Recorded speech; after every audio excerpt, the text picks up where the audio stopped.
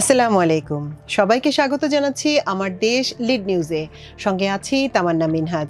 আমাদের আজকের লিড নিউজের শিরোনাম, রোজ গার্ডেন দুর্নীতি, হাসিনার ইচ্ছা পূরণে গচ্চা ৩৩২ কোটি টাকা।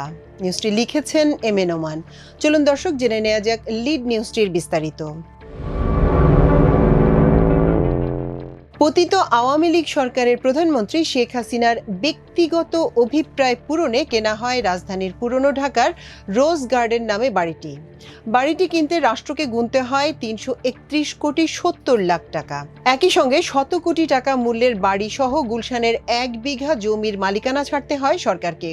বাড়িটি কেনা, দলিল ও অর্থ পরিশোধ থেকে শুরু করে পরতে পরতে দুর্নীতি ও অনিয়ম হয়েছে বলে অভিযোগ গণপূর্ত মন্ত্রণালয়ের সংশ্লিষ্ট কর্মকর্তাদের। অন্যদিকে অন্তর্বর্তী সরকারের একাধিক উপদেষ্টা জানিয়েছেন, হাসিনার ব্যক্তিগত ইচ্ছা পূরণে সরকারি ক্রয় আইন সহ প্রচলিত ৩টি আইন ও বিধি লঙ্ঘন করেছে আওয়ামী লীগ সরকার। এ সংক্রান্ত নথি আমরা যতই পর্যালোচনা করছি ততই বিস্মিত হচ্ছি। প্রধানমন্ত্রীর পদে থেকে হাসিনা তার নির্বাহী ক্ষমতার নজিরবিহীন অপপ্রয়োগ করেন। গণপূর্ত মন্ত্রণালয়ের কর্মকর্তাদের অভিযোগ, এক ব্যক্তির কাছ থেকে একটি বাড়ি কেনা এবং বিনিময়ে আরেকটি বাড়ি দেওয়ার ক্ষেত্রে রাষ্ট্রের প্রচলিত সব আইন ও বিধিবিধান ভঙ্গ করা হয়েছে। সংস্কৃতি মন্ত্রণালয় বাড়িটির দায়িত্ব গ্রহণ করে জাতীয় জাদুঘর, শিল্পকলা একাডেমি ও প্রত্নতত্ত্ব অধিদপ্তরের তত্ত্বাবধানে ভাগ করে দিয়েছে বলে জানা গেছে। গৃহায়ন ও গণপূর্ত এবং সংস্কৃতি বিষয়ক মন্ত্রণালয়ের ঊর্ধ্বতন কর্মকর্তাদের অভিযোগ, ব্যক্তিগত সম্পত্তিকে পুরাকীর্তি দেখিয়ে রাষ্ট্রের ৪০০ কোটি টাকার বেশি গচ্চা দেওয়ার সঙ্গে সাবেক প্রধানমন্ত্রী শেখ হাসিনা ছাড়াও সাবেক সংস্কৃতি মন্ত্রী আসাদুজ্জামান নূর, গণপূর্ত মন্ত্রী ইঞ্জিনিয়ার মোশাররফ হোসেন, আইনমন্ত্রী আনিসুল হক এবং সাবেক সচিব মোহাম্মদ নাসির উদ্দিন আহমেদ ও মোহাম্মদ শহীদুল্লাহ খন্দকার প্রত্যক্ষভাবে জড়িত ছিলেন। এছাড়া অর্থ ছাড়ের সময় এ প্রক্রিয়ায় যুক্ত হন সাবেক অর্থমন্ত্রী আবুল মাল আব্দুল মুহিত এবং দাম বৃদ্ধির প্রক্রিয়ায় যুক্ত হন পলাতক ভূমিমন্ত্রী সাইফুজ্জামান চৌধুরী। বাড়িটি কেনার পর সংস্কৃতি মন্ত্রণালয়ের অনুকূলে নিয়ে নেন তৎকালীন সংস্কৃতি প্রতিমন্ত্রী কে এম খালেদ। গৃহায়ন ও গণপূর্ত মন্ত্রণালয় জানিয়েছে, ২০১৮ সালের শুরুতে শেখ হাসিনা নিজের অভিপ্রায় ব্যক্ত করে সংস্কৃতি মন্ত্রণালয়কে রোজ গার্ডেন নামের বাড়িটি সরকারের অনুকূলে অধিগ্রহণের নির্দেশ দেন। নির্দেশনাপত্রে কারণ হিসেবে উল্লেখ করা হয়, বাড়িটি ১৯৪৯ সালে পূর্ব পাকিস্তান আওয়ামী মুসলিম লীগ, পরে যা বাংলাদেশ আওয়ামী লীগ হয়, গঠনের সঙ্গে সংশ্লিষ্ট। হাসিনার এমন অভিপ্রায়ের কথা তুলে ধরে কাজী আব্দুর রকিবের মালিকানাধীন বাড়িটি অধিগ্রহণ করার প্রস্তাব দিয়ে ওই বছরের ৪ এপ্রিল গণপূর্ত মন্ত্রণালয়কে একটি পত্র দেন সংস্কৃতি মন্ত্রণালয়ের সচিব মোহাম্মদ নাসির উদ্দিন আহমেদ। গৃহায়ন ও গণপূর্ত মন্ত্রণালয়ের অধিশাখা ১০ বাড়িটি কেনার বিষয়ে ২৫ পৃষ্ঠার একটি নথি তৈরি করে। এর ভিত্তিতে তৈরি করা সারসংক্ষেপ চূড়ান্ত অনুমোদনের জন্য প্রধানমন্ত্রীর কার্যালয়ে পাঠানো হলে হাসিনা তাতে তাৎক্ষণিক অনুমোদন দেন। বাড়িটির দামের বিষয়ে গৃহায়ন ও গণপূর্ত মন্ত্রণালয়ের ওই সময়কার দায়িত্বপ্রাপ্ত কর্মকর্তা জানান, যেহেতু একটি ব্যক্তি মালিকানাধীন বাড়ি, তাই এর প্রকৃত মূল্য যাচাই করার জন্য সরজমিনে যায়। সেখানে সাবেক মন্ত্রী আসাদুজ্জামান নূর ও ইঞ্জিনিয়ার মোশাররফ হোসেনও ছিলেন। ভূমি মন্ত্রণালয়ের মাধ্যমেও খোঁজ নিয়ে বাড়িটির দাম ১০৫ কোটি ২৯ লাখ টাকা নির্ধারণ করা হয়। বাড়িটির মালিকদের সঙ্গে এভাবেই কথা চূড়ান্ত হয়। আইন মন্ত্রণালয়ের লেজিসলেটিভ ও ড্রাফটিং বিভাগকে পাশ কাটিয়ে মন্ত্রী আনিসুল হকের হস্তক্ষেপের বিবরণ তুলে ধরা হয় নথিতে। সেই সঙ্গে ১০৫ কোটি টাকার বাড়ি ৩৩২ কোটি টাকা দিয়ে কেনার দায়িত্ব দেওয়া হয় সাবেক অর্থমন্ত্রী আবুল মাল আব্দুল মুহিতকে। টাকা ছাড়ের ক্ষেত্রে অর্থ মন্ত্রণালয় এ সংক্রান্ত সব আইন লঙ্ঘন করে। এক্ষেত্রে অর্থমন্ত্রীর বিশেষ নির্দেশনার কথা তুলে ধরা হয় গণপূর্ত মন্ত্রণালয়ের নোটের সারসংক্ষেপে। দফায় দফায় বাড়িটির দাম বাড়ানোর ক্ষেত্রে পলাতক ভূমিমন্ত্রী সাইফুজ্জামান চৌধুরীর বিশেষ ভূমিকার কথা বলা হয়েছে গণপূর্ত মন্ত্রণালয়ের নথিতে।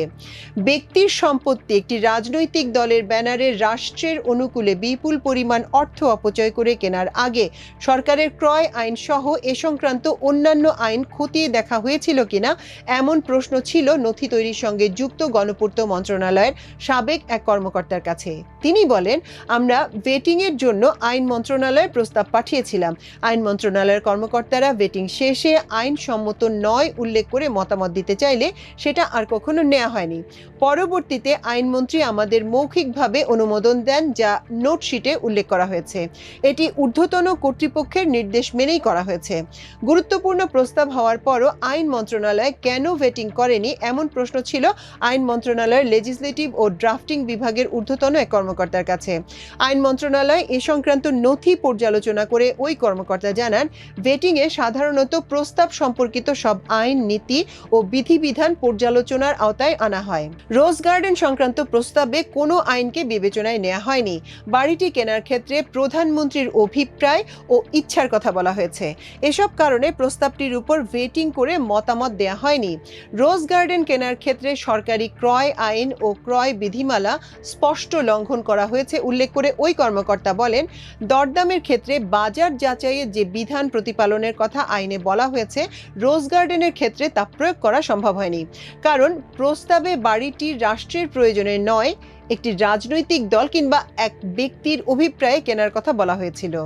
প্রাথমিকভাবে বাড়ির দাম 105,29 লাখ টাকা হতে পারে বলে ধরে নেওয়া হলেও বাড়ির মালিকের আপত্তি ও তার অমতের কথা উল্লেখ করে দফায় দফায় দাম বাড়িয়ে 340 কোটি টাকা বরাদ্দের জন্য অর্থ মন্ত্রণালয়কে নির্দেশ দেওয়া হয়। পাশাপাশি বাড়ির মালিককে ক্ষতিগ্রস্ত হিসেবে উল্লেখ করে গুলশানের 1 বিঘা আয়তনে সরকারি একটি বাড়ি বরাদ্দ দেওয়ার নির্দেশ দেওয়া হয়। তবে বাড়ির মালিককে 331 কোটি 70 লাখ টাকা দেওয়ার প্রস্তাব অনুমোদন দেয় গৃহায়ন ও গণপূর্ত মন্ত্রণালয়। বাড়ির মালিককে 131 কোটি 70 লাখ টাকা দেওয়ার প্রস্তাব অনুমোদন দেয় গৃহায়ন ও গণপূর্ত মন্ত্রণালয়।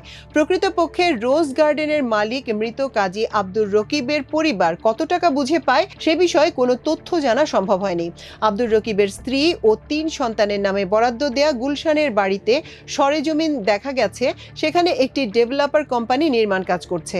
ডেভেলপার কোম্পানির মাধ্যমে জমির মালিকের সঙ্গে যোগাযোগের চেষ্টা করা হয়, তবে প্রতিষ্ঠানটি এ বিষয়ে কোনো তথ্য দিতে অস্বীকৃতি জানায়। গৃহায়ন ও গণপূর্ত মন্ত্রণালয় রোজ গার্ডেন সংক্রান্ত নথিতে উল্লেখ করা হয়েছে, বাড়িটি যেহেতু আওয়ামী মুসলিম লীগের প্রতিষ্ঠার সঙ্গে সম্পৃক্ত, তাই এটাকে সংরক্ষণ করবে সংস্কৃতি বিষয়ক মন্ত্রণালয়। আওয়ামী লীগ নেতা তৎকালীন সংস্কৃতি প্রতিমন্ত্রী KM খালিদের 2019 সালের 17 জুলাই প্রস্তাবের ভিত্তিতে এ সংক্রান্ত একটি সারসংক্ষেপ শেখ হাসিনার অনুমোদনের জন্য পাঠায় গণপূর্ত মন্ত্রণালয়। সেখানে 331 কোটি 70 লাখ টাকা ও বিক্রেতাকে গুলশানের 20 কাঠার একটি বাড়ি দলিল করে দেওয়ার বিনিময়ে রোজ গার্ডেনের দাম নির্ধারণ করা হয় 1001 টাকা।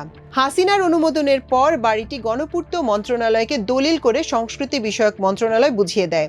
সারসংক্ষেপ তৈরির সঙ্গে যুক্ত গণপূর্ত মন্ত্রণালয়ের এক কর্মকর্তা বলেন, বাড়িটি 1989 সালে সাবেক রাষ্ট্রপতি HM এরশাদ দখলে নেওয়ার চেষ্টা করেন। তখন এটিকে পুরাকীর্তি হিসেবে সরকারের গেজেটভুক্ত করা হয়।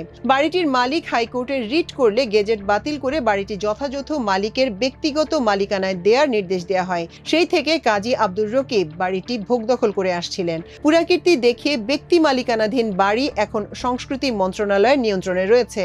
গত 29 জুলাই বিকেলে টিকাটুলি রোজ গার্ডেনে গিয়ে দেখা যায়, প্রত্নতত্ত্ব অধিদপ্তরের 8 কর্মকর্তা কর্মচারী সংস্কার কার্যক্রম তদারক করছে। একটি ঠিকাদারি প্রতিষ্ঠান সংস্কার এবং রং ও চুনকামের কাজ করছে। গত বছর 5 আগস্ট শেখ হাসিনার পতন ও পলায়নের পরপরই বাড়িটি থেকে আওয়ামী লীগের সব স্থাপনা ও স্মৃতিচিহ্ন ফেলে দেওয়া হয় বলে জানান একজন কর্মকর্তা। তিনি বলেন, বাড়িটি এখন দর্শনার্থীদের জন্য খুলে দেয়া হবে। এখানে দেখার মতো কিছু নেই, দর্শনার্থীরা এসে কি দেখবেন? এমন প্রশ্নের জবাবে ওই কর্মকর্তারা বলেন, এই যে পুকুর আছে, একটা পুরাতন ভবন আছে, এগুলি হয়তো দেখবেন, জাদুঘর থেকে কিছু জিনিসপত্র হয়তো আনা হতে পারে।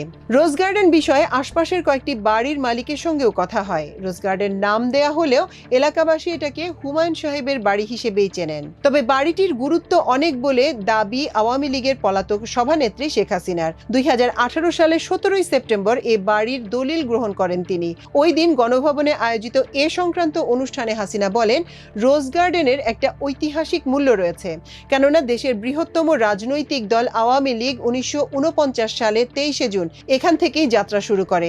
এমন স্থাপনা নষ্ট হতে দেয়া যায় না।